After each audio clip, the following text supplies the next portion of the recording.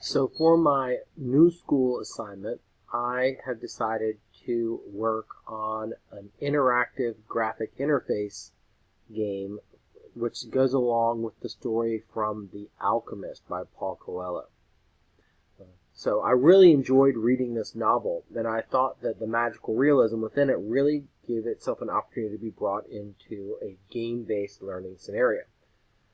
I happen to play a lot of text-based gaming. It was big in the 90s, but it really has kind of fallen to the wayside. However, I do have creation access for a MUD, a multi-user domain called Arctic, and so I decided I would use my creation access to make a zonelet based on a passage from The Alchemist. I thought this was an interesting way both for me to explore the story, to create an interactive interface for students to react with the story, and perhaps eventually to even let students create something like this on their own, both as a way to illustrate their knowledge of specific stories, but also as a way to look at grammar.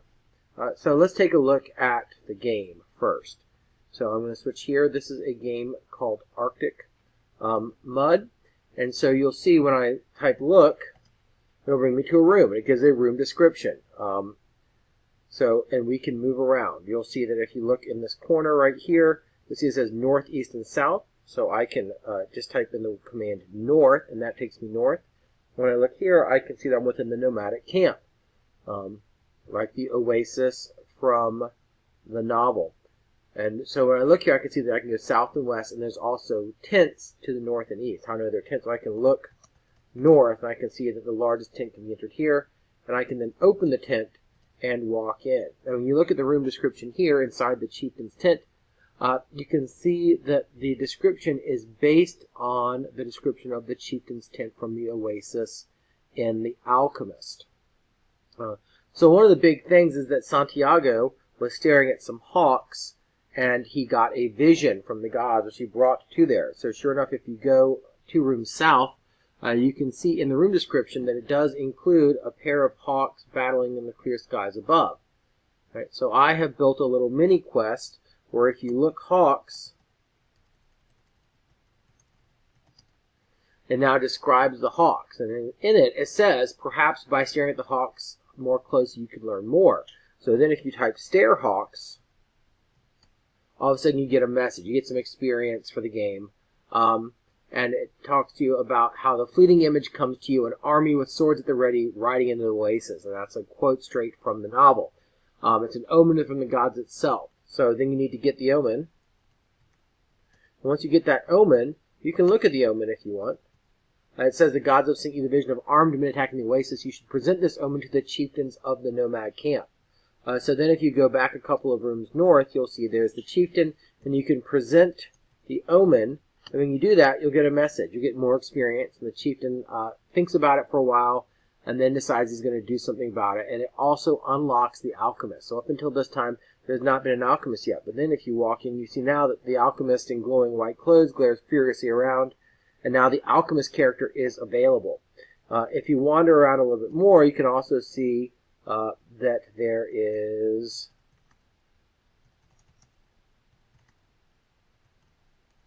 Let's see while I load it. Here, a pale-skinned man. And normally I would load this through the zone file, but since it's a new zone, I have not completed the zone file yet. So you can look at the man, and you can see it's based on the description of the Englishman from it as well, and he is looking for the alchemist. So you can continue the quest by bringing the alchemist over to the pale-skinned man, and that will open up the alchemist's wagon for you, and you can go and explore and eventually make lead into gold as part of your quest sequence. If you'll look around, though, what's really interesting to me is basically what happens is you write a description of a room, and then you have to go and look through all the nouns. So in this room, for example, it says that the ground is covered with beautiful carpets. Well, you can type, look carpets. And when you do that, you can now see that you can actually see the carpets themselves. I realize this might not be as legible. Just make it like this so you can read a little bit better. Again, so if I type look carpet, then you can see the carpet. Well, it talks about the lamps of hand-wrought gold. I can look lamp. And there we go. There's a description of the lamp. If I go over here, I can open the tent to the east and go in, and again, a new description. It says there's a rug. I can look at the rug. Good. I can look at the lamp in this room. So this is an interesting project for students because it allows them to think about grammar as a tool for communication. So they can go through and find every noun in there that's important, and they can then write a short description of that. And so I can use a statistic to show you the descriptions that are in the room. So it is a good amount of writing. So it's a really interesting creative writing project. It's definitely work intensive, and there is a pretty big learning curve for how to do especially the quest stuff. So I know I made it look easy when you stare at the hawks and then get all that, but there's actually a lot of programming involved. Let me show you. So if I look at this hawk's omen, then I can stat that omen, and you can see that there's all of this coding which goes on. So there's description stuff, but then there's also a pretty good amount of coding for it to make it work and to make the messaging work and all that kind of stuff, and determine what commands will work and what room it works in and what mob it works with, and then having it load the alchemist. There actually is a lot of work involved in it, but it is rewarding. And I think it's great for a student. I would probably give them one room and maybe no quest, maybe just a room that they had to describe. If you look around, you can also scan the room, and you'll see that all the different directions have a description of what's going on as well. So that it's a pretty good amount of writing, but it really does force the students into a situation where they can show they have more than passing familiarity with it. They have to really go to the text and figure it out. Figure out what all is going on in there and what's important and what isn't. Similarly, it's a good opportunity for creative writing.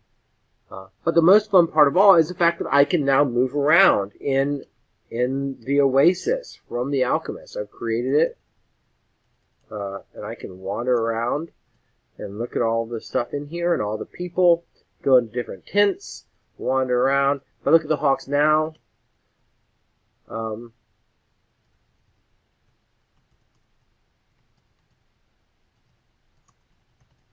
now if I look at the hawks, they're fighting in the sky, nothing more, because I've already done the quest. So there's some stuff in there as well. There's a pretty good amount of coding involved in this one. So anyway, I think this is a really interesting experience. I definitely would not, because of the heavy coding involved, make students do quests or do a lot of rooms. But the idea that they could create a room, create descriptions for the cardinal directions for the room, and then create a description for each of the nouns in the room is definitely a valuable experience, not only because it helps them understand how grammar relates to storytelling, but because it does create an interactive text-based world where they can directly connect with that